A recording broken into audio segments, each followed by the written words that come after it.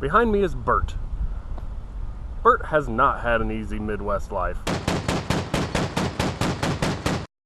It's pretty evident since somebody's already welded the belly pan to the frame rails. So follow us through the installation of the Steinjager frame repair panels.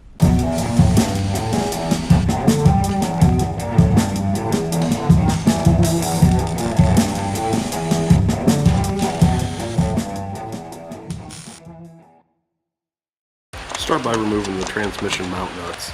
You may have to dig them out. With the transmission supported, you'll need to remove the belly pan bolts. You can see here we had to cut the welds somebody added along the way. With the belly pan out of the way, it's easiest to cut the factory weld nuts out of the frame.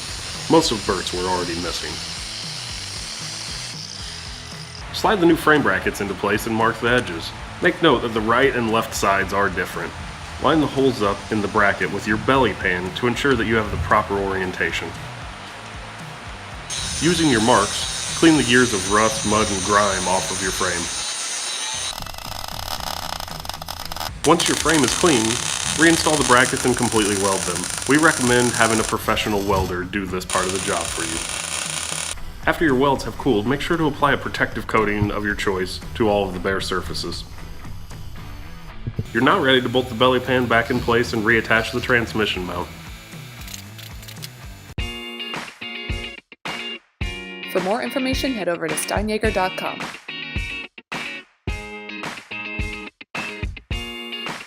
Be sure to follow us on YouTube and Facebook to see more awesome stuff that we're working on.